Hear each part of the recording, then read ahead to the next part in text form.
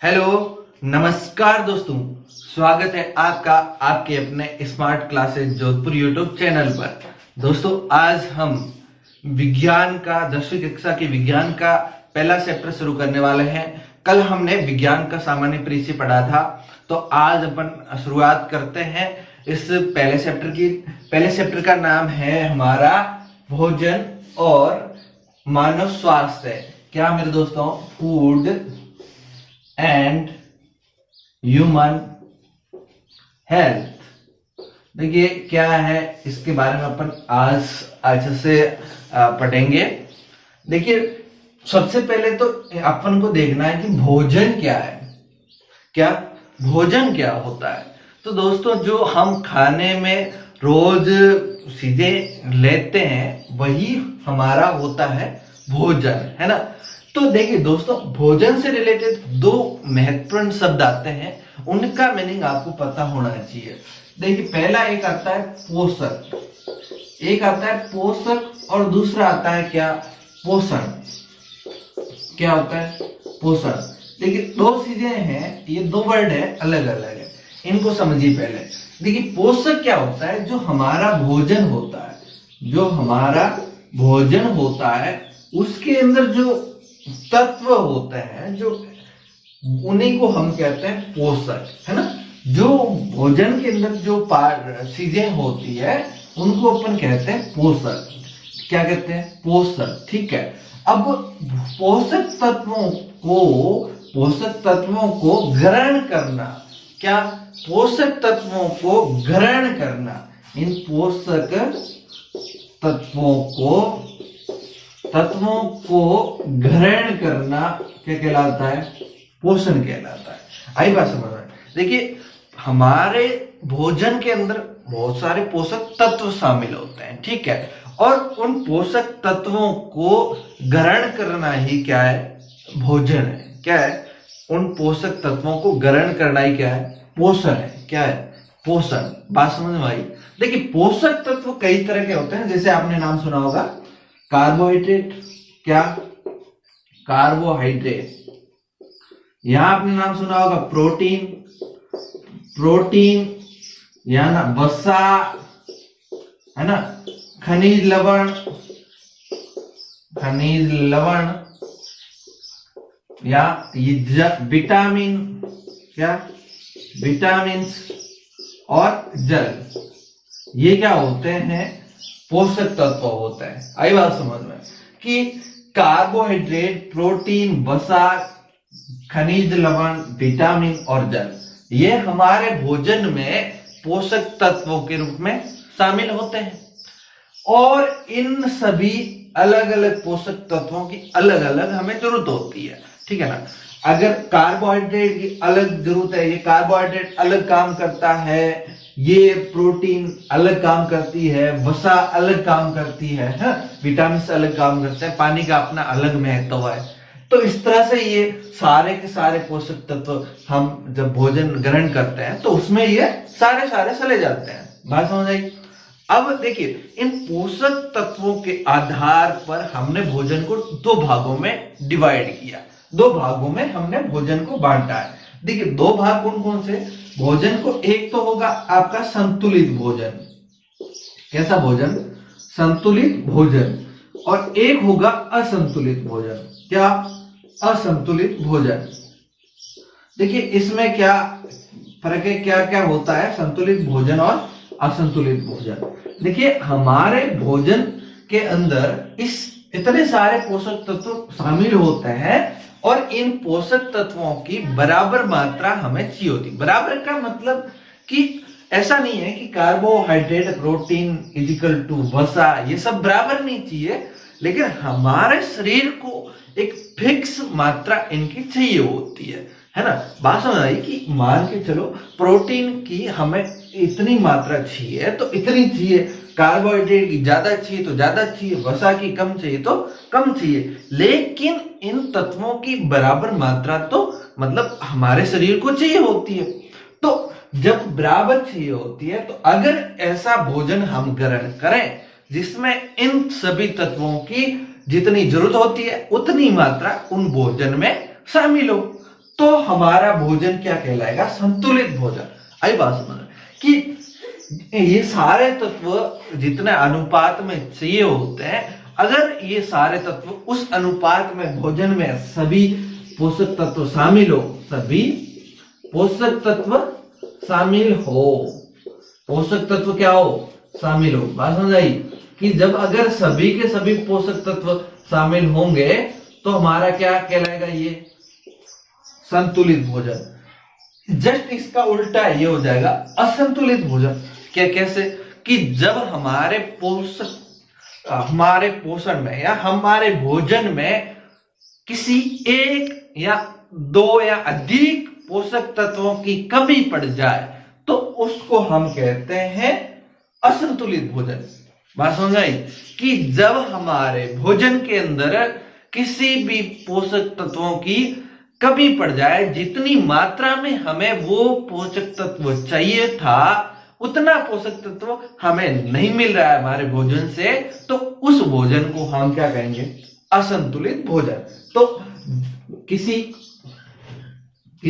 पोषक तत्व की कमी, किसी पोषक तत्व की क्या हो जाए? पोषक तत्व की कमी हो जाए, तो ये हमारा हो जाएगा क्या? असंतुलित भोजन। आई बात समझ आ रही है? ठीक है ना? तो देखिए दोस्तों, असंतुलित भोजन होता है, उससे हमारे अंदर कुपोषण हो जाता है। क्या हो जाता है? कुपोषण। बात समझ आई? कुपोषण। देखिए, जैसे हम किसी एक पोषक तत्व की कमी हो जाए तो उससे हमारे शरीर में कुपोषण हो जाता है। कुपोषण का क्या मीनिंग है? किसी एक या अधिक पोषक तत्वों की कमी को कुपोषण कहते हैं। सीधा सा मतलब असंतुलित भोजन से होगा कि जब मान के चलो क्या किसी एक या अधिक पोषक तत्वों की क्या हो? कमी, पोषक तत्वों की कमी, तो क्या हो जाएगा? कुपोषण। देखिए, अगर प्रोटीन की कमी से होगा कुपोषण हो सकता है ना? विटामिन की कमी से हो सकता है ना? तो ये अपन आगे डिस्कस करते हैं।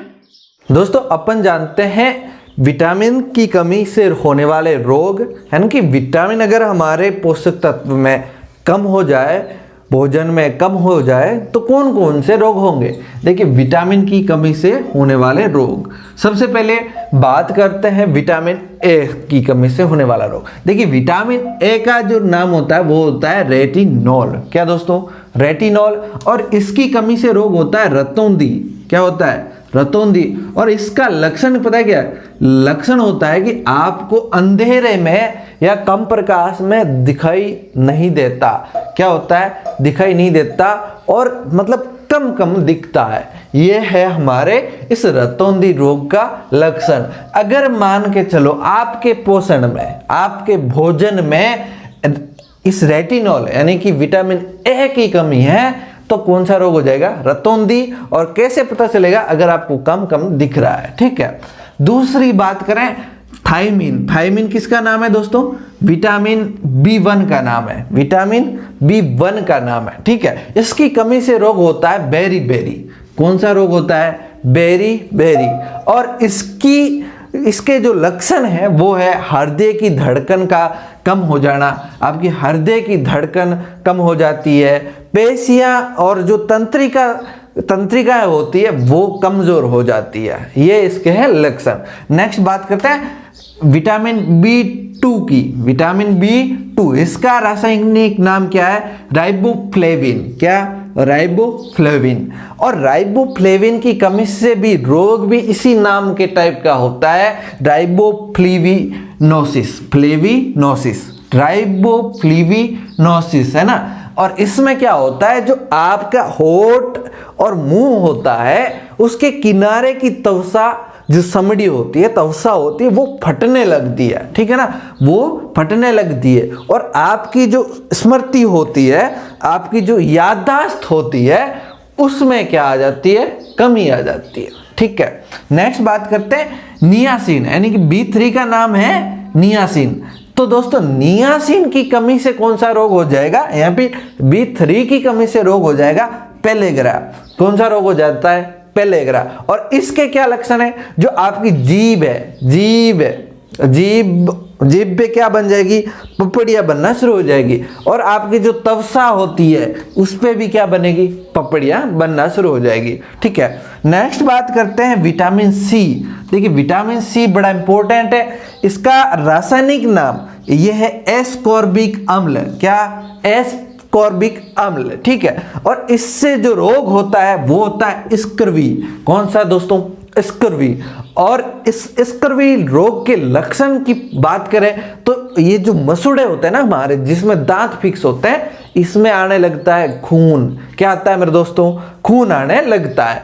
तो ये हमारे मसूड़ों में खून आने लगता है और जो त्वचा होती है उस पर सकते पड़ जाते हैं, त्वचा पर सकते पड़ जाते हैं। ठीक है, नेक्स्ट बात करते हैं विटामिन डी की। विटामिन डी का रासायनिक नाम है कैल्सीफेरोल। क्या है, कैल्सीफेरोल। ठीक है ना, इसकी कमी से रोग होगा, वो होगा रिकेट्स। कौन सा, रिकेट्स। और इसके लक्षण पूछे आपसे तो जो हड्डियां होती है वो मुड़ना शुरू हो जाती है और जो हमारे घुटने होते हैं वो पास पास में आना शुरू हो जाते हैं। ठीक है ना, तो ये तो थे विटामिन की कमी से होने वाले रोग। दोस्तों अपन बात करने वाले हैं प्रोटीन की कमी से होने वाले रोग।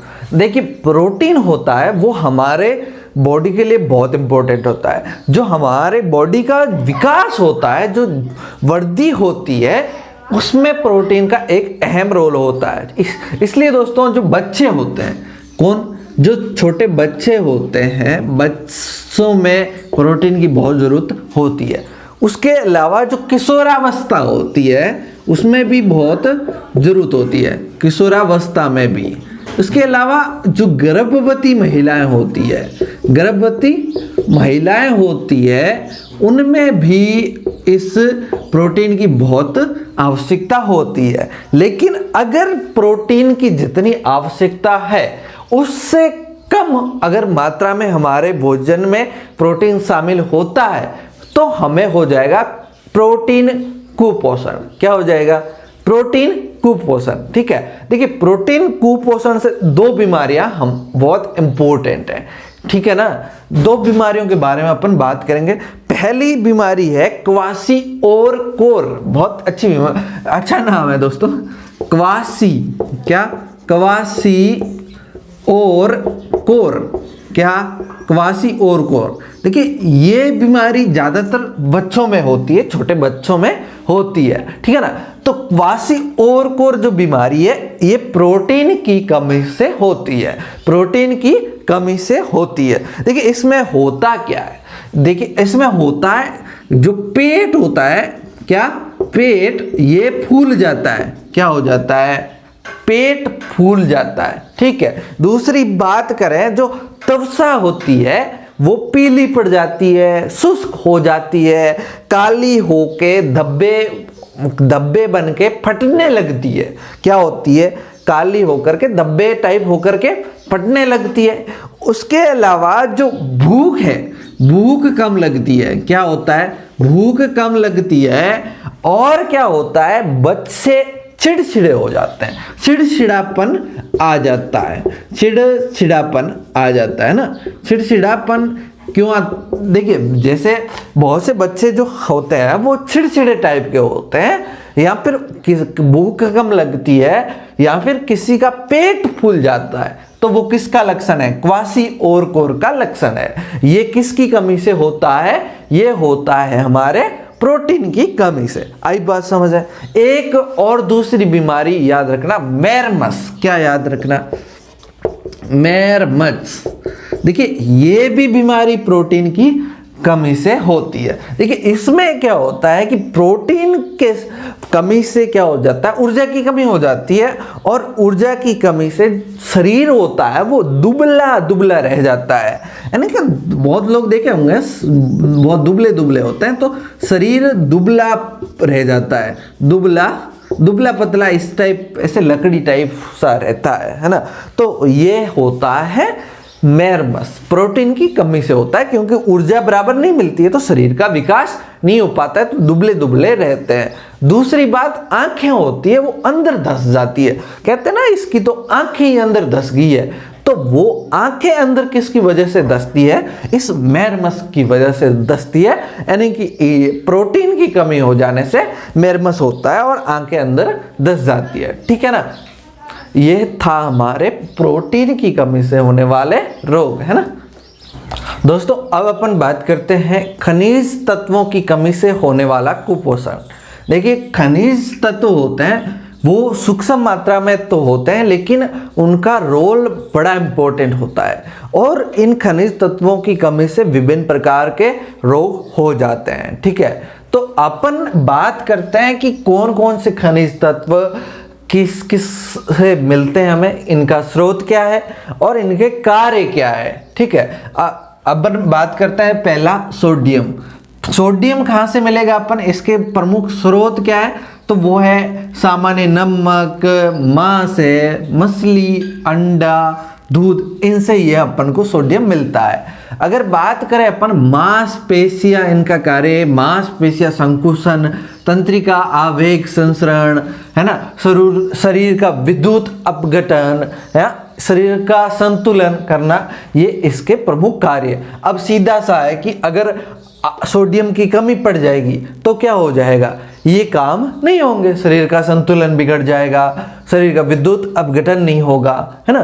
तो ये तो अपन समझ सकते हैं कि ये काम नहीं होंगे इससे, तो ये हमारे रोग हो जाएंगे, ठीक है। नेक्स्ट बात करते हैं पोटेशियम की। देखिए पोटेशियम कहाँ, इसके स्रोत क्या है, पोटेशियम लगभग सभी खाद्य पदार्थों में पाया जाता है, ठीक है। इनके क्या काम है, देखिए इनके काम वही है जो सोडियम के काम होते हैं, जैसे मांसपेशी संकुचन, तंत्रिका आवेग संसरण, शरीर का विद्युत अपघटन, संतुलन करना, इसके साथ साथ विभिन्न कोशिकीय क्रियाओं का संचालन करना, कोशिकीय क्रियाओं का संचालन करना। नेक्स्ट बात करते हैं कैल्शियम की। देखिए कैल्शियम कहाँ से मिलता है, दूध है, अंडे है, हरी सब्जियां, इनसे मिलता है कैल्शियम। और इसका क्या काम होता है दोस्तों, ये विटामिन डी के साथ मिलकर के हमारे जो दांत होते हैं, हमारी हड्डियां होती है, उनको मजबूत करता है। अगर मान के चलो हमारे शरीर में कैल्शियम की कमी हो जाती है, तो कैल्शियम की कमी से क्या हो जाएगा, हमारे दांत कमजोर हो जाएंगे, हड्डियां कमजोर हो जाएगी, ठीक है ना। तो आप बात को समझ रहे हैं ना कि इसकी कमी से, इस कुपोषण से ये रोग हो जाएंगे, ठीक है। नेक्स्ट बात करते हैं फास्फोरस की। देखिए फास्फोरस किससे मिलता है, देखिए फास्फोरस वही सामान्य तो हरी सब्जियां वगैरह होती है ना, उनसे मिलता है, लेकिन इसके साथ ही स्पेशल किससे ये फास्फोरस मिलेगा, बाजरा से मिलेगा, है ना, रागी है, सूखे मेवे है, यकृत और वृक्क, है ना, जो लीवर और किडनी जो मांस खाते हैं ना, उसमें ये खाएंगे तो उसमें ये प्रचुर मात्रा में पाया जाता है, ठीक है। अब इसकी कमी से या इसका काम क्या है वो देखते हैं। ये कैल्शियम के साथ जुड़ करके हड्डियों और दांतों को क्या करता है, मजबूत करता है। कैल्शियम के साथ मिलकर के हड्डियों और दांतों को मजबूत करता है। अगर इसकी कमी हो जाएगी तो क्या हो जाएगा, हड्डियां और दांत कमजोर हो जाएंगे, ठीक है। नेक्स्ट बात करते हैं लौह तत्व की। जो हमारे बॉडी के अंदर लौह तत्व होते हैं वो मुख्यतः अंडे, मांस, मछली, है ना, दही, इनसे मिलते हैं ना। और इसके अलावा वही होता है क्या, जैसे ये यकृत है, यकृत मांस में आ गया ना, वृक्क वगैरह, ठीक है ना, ये उससे हमें मिलते हैं। उसके अलावा एक इंपॉर्टेंट चीज और, गाजर है, गुड़ है, इनसे भी ये लौह तत्व मिलते हैं। इनका क्या काम है, ये हीमोग्लोबिन का निर्माण करते हैं। जो हमारी बॉडी होती है उसमें जो ब्लड होता है, ब्लड में हीमोग्लोबिन पाया जाता है, तो ये हीमोग्लोबिन का ब्लड में निर्माण करते हैं, ठीक है। अगर नहीं खाएंगे ये तो क्या हो जाएगा, हीमोग्लोबिन का निर्माण नहीं होगा, सीधा सा है, तो ये हमारे कुपोषण से ये रोग हो जाएगा, ठीक है। नेक्स्ट हमारा लास्ट है आयोडीन। आयोडीन तो वैसे ही मुख्यतः जो हमारा नमक आता है उसमें आयोडीन पाया जाता है। उसके अलावा हमारा जो समुद्री भोजन होता है उसमें ये प्रचुर मात्रा से मिलता है, प्रचुर मात्रा में होता है ना, जैसे मछलियाँ है वगैरह। इसके अलावा ये जामुन, काला नमक वगैरह इनमें भी पाया जाता है। ठीक है, अगर बात करें ये क्या होता है, इसका क्या काम है, तो इसका काम है थायरोक्सिन हार्मोन का निर्माण करना। थायरोक्सिन हार्मोन का निर्माण करना, अगर इसकी कमी हो जाएगी तो ये थायरोक्सिन हार्मोन का निर्माण नहीं होगा। देखिए, थायरोक्सिन हार्मोन होता है, उसका निर्माण कौन करता है, ये करती है थायराइड ग्रंथि। और थायराइड ग्रंथि में इस आयोडीन की कमी से इसका निर्माण नहीं होगा, थायरोक्सिन हार्मोन का निर्माण नहीं होगा, तो इससे एक रोग होता है गेंगा। क्या रोग होता है, गेंगा, जिसको कहते हैं गलगंड भी कहते हैं, गेंगा रोग हो जाएगा, यहाँ गलगंड रोग हो जाएगा। बात समझ में आई, गलगंड रोग हो जाएगा। तो इस तरह से ये जो हमारे पोषक तत्व होते हैं, इनकी कमी से इस तरह के रोग होते हैं, इसलिए ये हमें आवश्यक रूप से लेने चाहिए भोजन में। ठीक है, चलिए दोस्तों, आज अपन इतना ही पढ़ेंगे और कल अपन पढ़ेंगे मानव स्वास्थ्य, कल की क्लास में ये पढ़ेंगे। थैंक यू, आज के लिए इतना, बहुत बहुत धन्यवाद। अगर हमारे चैनल पर नए हो तो चैनल को सब्सक्राइब कर दो और ये वीडियो अपने दोस्तों के साथ शेयर कर दो। Thank you.